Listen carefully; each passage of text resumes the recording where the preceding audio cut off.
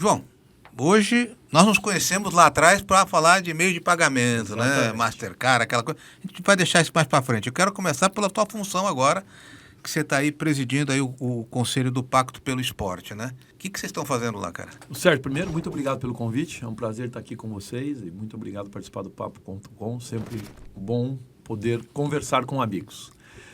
Sérgio, eu te diria que a preocupação maior do esporte hoje é fazer com que o esporte esteja cada vez mais aderente às regras, às normas de boas práticas. Porque todos aqueles que investem no esporte, que somos nós, todos os patrocinadores, você não quer investir em algo que seja ruim, algo que traga qualquer tipo de prejuízo para a sua marca, para a sua empresa, enfim, para os seus consumidores. Então, você quer fazer daquilo uma coisa cada vez melhor.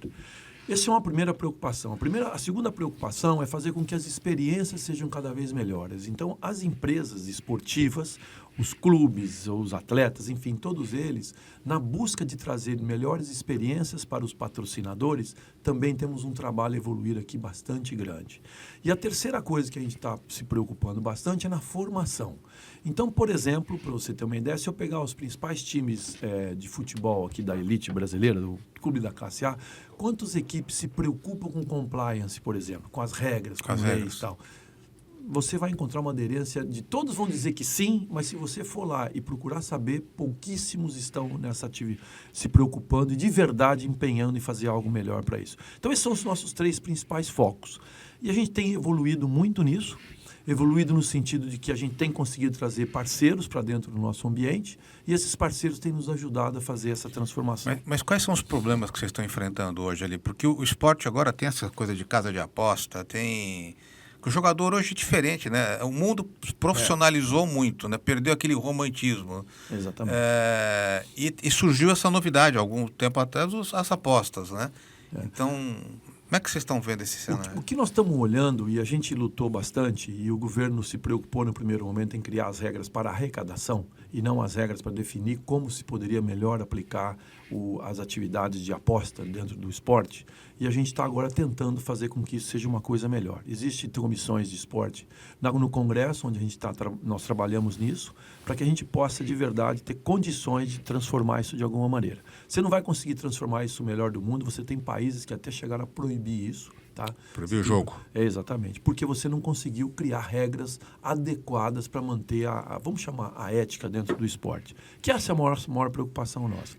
Por conta sempre que eu te falei anteriormente do patrocinador. O patrocinador está se sentindo cada vez mais difícil de se engajar nos esportes por conta dos riscos que são parte do processo hoje. Então, nós trouxemos do lado, que eu comentei para você, muito treinamento e capacitação. Então, você tem, por exemplo, universidades que nos apoiam e assim por diante. Para quê? Para que a gente possa trazer, sim, formação para essas pessoas. Porque se você olhar dentro de um clube hoje, muitas vezes você tem um conjunto de pessoas, amigas que estão ali com boa vontade, mas sem conhecimento técnico profundo.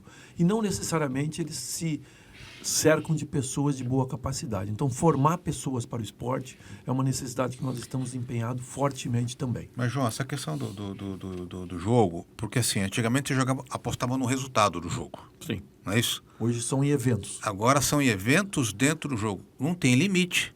Exatamente. Porque você, quem vai ganhar, perdeu ou empatar. Ok, você tinha era loteria esportiva, né? Claro. Hoje, cara, você aposta que ele vai fazer a falta ou tomar o cartão no primeiro tempo, nos últimos 15 minutos. Você não tem que ter algum tipo de freio? Então, essa é a dificuldade, é o que se busca tentar desenhar. É muito difícil você desenhar isso, porque a aposta, se você olhar, a empresa que cuida da aposta é uma plataforma tecnológica. Ela não tem regra nenhuma, ela não tem filtro. Então, as pessoas criam as apostas e vão apostando. Você quer apostar, você aposta no A, no B, no C, enfim. Diferentes formas como você está dando um exemplo. E como que a gente vai ter que fazer isso? Você tem que criar todas essas regras. Ao criar essas regras, você começa a impossibilitar a brincadeira da aposta. Porque a aposta de quem ganhou, quem perdeu, empatou, ninguém quer. As pessoas querem brincar mais dessas outras coisas, que é onde de verdade flui entre aspas, a dificuldade de controlar e também o maior fluxo de dinheiro para os apostadores. Então, isso é hoje o desenho que está se buscando. De verdade, eu acredito que isso vai ser possível fazer um desenho muito robusto, que você vai evitar problemas? Não acredito, porque é muito, muito complexo. Então, acho que a gente tem que aprender. O que provavelmente seja o melhor caminho é você liberar algumas coisas aos poucos e fazer com que você tenha um maior controle do ambiente. Não é proibir nada, é deixar acontecer, mas com certo... Olha, até aqui você pode fazer, daqui para frente espera um pouco. E aí você vai evoluir com o tempo. Você coloca limites no que ele pode apostar, isso? Tipo, por exemplo, como é que é isso nos Estados Unidos hoje? Os Estados Unidos, eles têm algumas regras um pouco diferentes da gente, né? Porque você te dá um número, o Brasil aposta 6 vezes mais que os Estados Unidos. Em quantidade 6 vezes? De aposta. Em quantidade de aposta. Em quantidade, não em volume financeiro. Não, em volume não. Em quantidade de aposta. 6 vezes mais que os Estados Unidos. Mas os Estados Unidos tem muito aquelas histórias de aposta por conta de cassinos, etc. e tal. Então, eles estão muito mais dentro desse ambiente do que dentro do ambiente esportivo. Esses 6 vezes é na aposta dos jogos, não de porque eles têm um jogo liberado lá, Las Vegas. Não estou contando Las Vegas. Não estou contando só o jogo apostas desse tipo do mesmo que a gente tem aqui, tá? Uhum.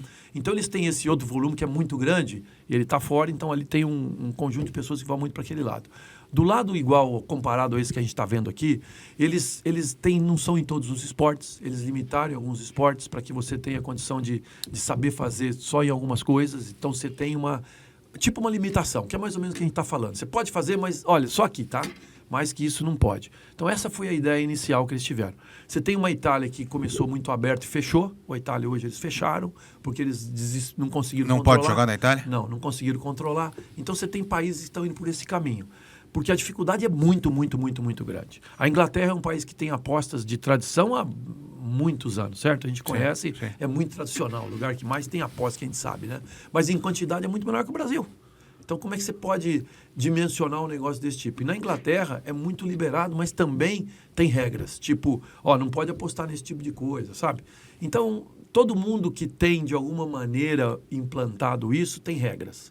O Brasil não tem essas regras ainda. Porque no Brasil isso é uma coisa relativamente recente, nós estamos falando o quê? Uns 3 anos, 4 anos, máximo isso?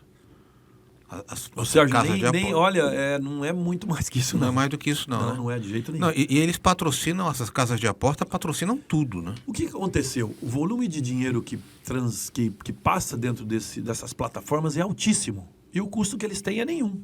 Porque, na verdade, são as apostas. E eles têm os comissionamentos. Então, gera um dinheiro... É um robô, não? É um software ali? Gera um dinheiro absurdo para eles e eles têm capacidade de apostar. Então, se você olhar os times brasileiros da Série A, que é mais todo mundo observa, a grande maioria tem aposta. Tem aposta, isso. Talvez um ou outro não tenha nada de aposta.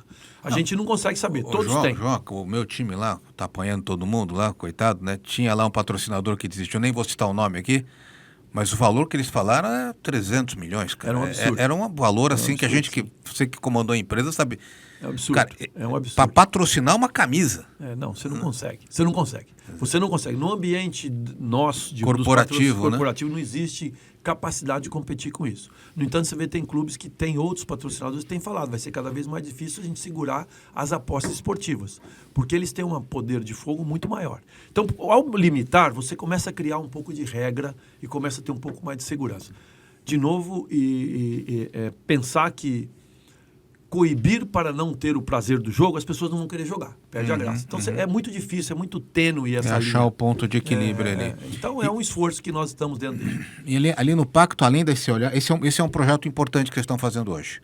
Além disso, o que vocês estão olhando? Você falou que vocês eram 3 pilares, né? Nós estamos muito olhando para a formação e muito nas regras de compliance. Então, por exemplo... Explica o que é essa coisa de compliance para quem não está nos acompanhando. O que a gente faz? Nós temos um score. Tá? Então você pega assim... Complicou. Você falou compliance, agora você falou score. Aí eu vou te explicar agora você entender. Temos um score. O que a gente faz? O que significa isso? Vamos imaginar que um clube qualquer aí, deseja entrar no Pacto pelo Esporte. Ou participar, ou receber um ranking, uma nota pela sua avaliação. O que a gente vai fazer para ele?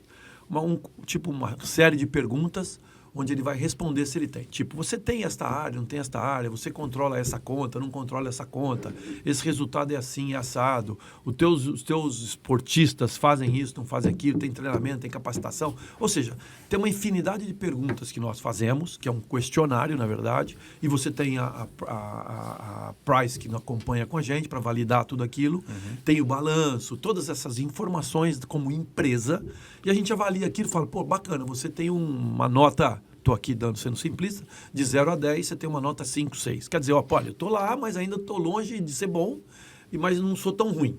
Então, é isso que a gente faz. Então, é criar esse score que a gente chama. Como se fosse uma gestão do clube, da atividade para saber qual deles. aderente ele está dentro das regras que nós entendemos ser as boas regras de práticas esportivas. Tá? Isso não é uma obrigação e nem é um ferrolho, mas é uma referência.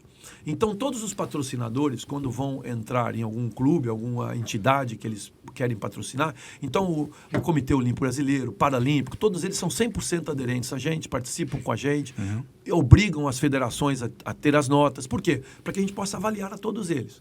Então, todo que você quer patrocinar, como patrocínio, você vai lá olhar, como é que está teu grade aí? Como é que está a tua nota? Como é que está teu ranking? Você pergunta para saber, para ver qual aderente ele está. Essa é uma referência. Então, essa é uma preocupação que a gente tem. Nesta preocupação, você gera uma necessidade de evolução na gestão da empresa. Então, a gente faz esse trabalho. Então, chega para eles e fala, olha, nessa área de compliance, que é cuidar de regras e aderências, etc., você está muito ruim. Você não fez nada ainda, você precisa fazer alguma coisa. Então, aí a gente tem treinamento também. Então, você oferece treinamento. E aí, o outro ângulo nosso, tá? Você pode, a gente tem formação. A Estácio de Sá, por exemplo, que é um dos nossos parceiros, tem universidade, tem vários atletas fazendo universidade do esporte. Então, nós também procuramos fazer isso. Vocês apoiam os atletas sim. também? Eles tem são apoio atleta? Participantes junto com a gente e nós junto com eles, entendeu? Tá. Então, essas preocupações foram as que nós tivemos. De um lado, educar e formar, do outro lado, regular. Então, são os ambientes que a gente trabalha com uma certa força no quantos pacto. clubes estão associados com vocês hoje? O nosso, para você ter uma ideia, o total que nós temos que ter no Brasil, que são as entidades, nós não estamos descendo no nível muito baixo das federações, etc. e tal. Então, nós chamamos federações, confederações, são 180 entidades. Nós já estamos quase lá já. Tá? Entidade, mas você, por exemplo, você cuida do clube, você chega lá no... Tem um clube, para você somar um clube da Série A, eu estou chamando um clube, esse é um. Então são 20. Tá, são 20. Mas depois você tem a Federação de Basquete, é um. E aí vai. Entendeu? Federação de Vôlei, é um. Mas essa gestão não é da federação, essa gestão é do clube. Você está vendo se o clube está tendo compliance. Não, a federação também. Eu olho a federação também. E a federação olha os clubes. São as duas coisas juntas. Eu estou preocupado em olhar a federação. Como o Comitê Olímpico Brasileiro está conosco, entendi. Eu olhei para o comitê. Não, porque eu tinha entendido que você olhava para o clube. Eu olho para o clube também em alguns casos, mas eu olho para a federação também em alguns casos. Eu olho as duas coisas. Então, se você tem a federação, que ela consegue ter uma gestão melhor sobre o conjunto, aí nós vamos com a federação, para que ela possa nos ajudar a penetrar mais nos clubes. Porque você começa o processo assim. Te dá um bom exemplo, é a Federação de Rugby. A Federação de Rugby é um exemplo lindíssimo do Brasil. O rugby no Brasil era nada há 10 anos atrás, era nada. Joguei 10 minutos isso. Então. Depois da segunda pancada, desisti.